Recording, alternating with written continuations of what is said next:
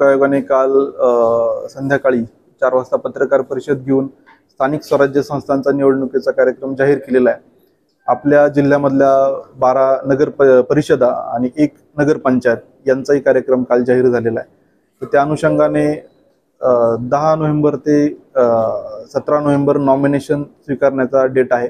18ला scrutiny आहे।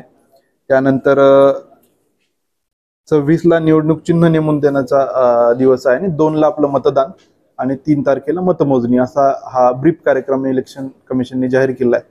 त्या अनुषंगाने आज आम्ही सर्व यंत्रणांची बैठक ठेवलेली आहे। पोलीस प्रशासन, महसूल प्रशासन, सर्व आरओ एआरओ आणि इलेक्शनच्या रिलेटेड जी तयारी आहे ती आपली ऑलरेडी झालेली आहे। मॅन पॉवर आहे, त्यांचं ट्रेनिंग आहे, मास्टर ट्रेनिंगची सगळी नियुक्त्या, मल्टिपल ट्रेनिंग झालेले आहेत, मशीन्स आपले सगळे आलेले आहेत, FLC जी प्रक्रिया आहे ती पण आपण पार पाडलेली आहे। इलेक्शनचं गोडाऊन, इतर लॉजिस्टिक सगळं आपण यंत्रणा सज्ज आहे, परिपूर्ण आहेत।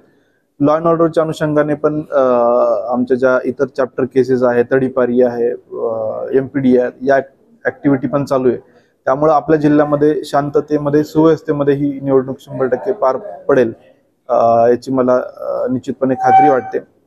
ज्या मतदान केंद्र आहे आपल्याकडचे ते पण आम्ही इलेक्शन कमिशनच्या गाईडलाईन प्रमाणे सगळे निवडलेले आहेत।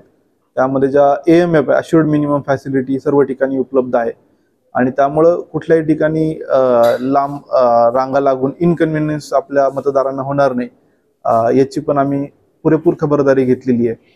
तर मी आपल्या निमित्ताने सर्व नांदेड जिल्ह्यातील जे मतदार आहे यांना विनंती करतो, आवाहन करतो की आपण मोठ्या प्रमाणावर मतदान करावं, कुठल्याही प्रलोभनाशिवाय आणि कुठल्याही दबावाशिवाय आपण बाहेर पडून मतदान करून या सगळ्या प्रक्रियेमध्ये सहभागी व्हावं।